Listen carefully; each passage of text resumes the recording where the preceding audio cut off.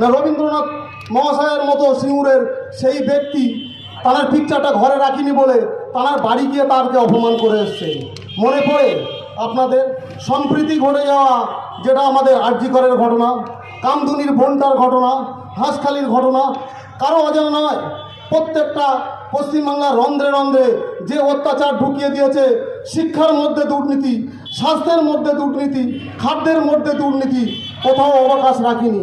তাই এই বাংলায় প্রত্যেক মানুষকে একটাই 29শে এপ্রিলের জন্য সংকল্পবদ্ধ হতে হবে যে 29শে এপ্রিল আসতে দিন, শুভ সময়ে ভোট দিন, সকাল সকাল গিয়ে ভোট দিয়ে আর 4 তারিখে মে মাসের 4 তারিখে গিয়ে আপনারা আবির খেলুন।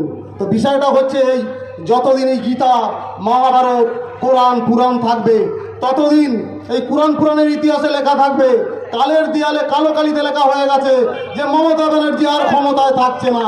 তার কারণ মমতা ব্যানার্জি ক্ষমতায় থাকার আগে ওনাকেই জেনে যেতে হবে গীতার বাণী ধরে মহাভারত থেকে, যদা যদা হি ধর্মস্য গ্লানির্ভবত ভারতী অভ্যুত্থানা ধর্মস্য তদাত্মাহং সৃজামহি পরিত্রাণায় সাধুনাং বিনাশায় চ দুষ্কৃতাম ধর্ম সংস্থাপনার্থে সম্ভাববি যুগে যুগে।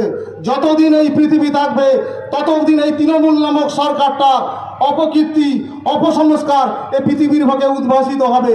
তাই বলছি মাননীয়া, আপনিও সাবধান হয়ে যান। 29-এর আগের রাত্রে আপনার যেসব সহকর্মী যোদ্ধারা আছে তাদেরকেও বলে দিন যে সাবধান হয়ে যেতে, কারণ সময় নেই।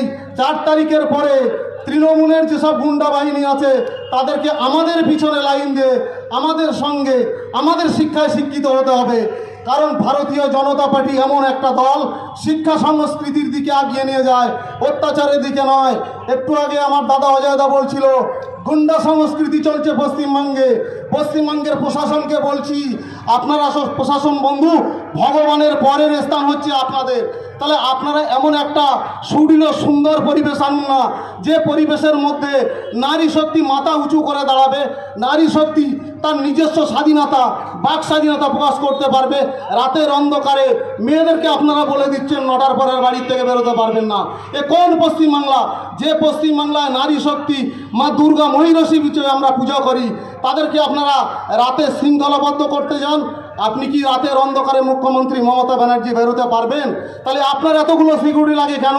যে মাল্টি স্পেশালিটি হসপিটাল পশ্চিমবাংলাতে গড়ে তোলা হয়েছে সেখানে সাধারণ মানুষের গরু ছাগলের মতো পাঠানো হয়, আর আপনাদের কিছু হলে আপনারা চীন, জাপান, তো বিভিন্ন ক্ষেত্রে বিভিন্ন জায়গায় আপনারা ট্রিটমেন্ট করতে যান। তাহলে আমাদের ক্ষেত্রে কি এই ধরনের স্বাস্থ্য ব্যবস্থা, আর আপনাদের ক্ষেত্রে বাইরে যেতে হবে? তাই বলছি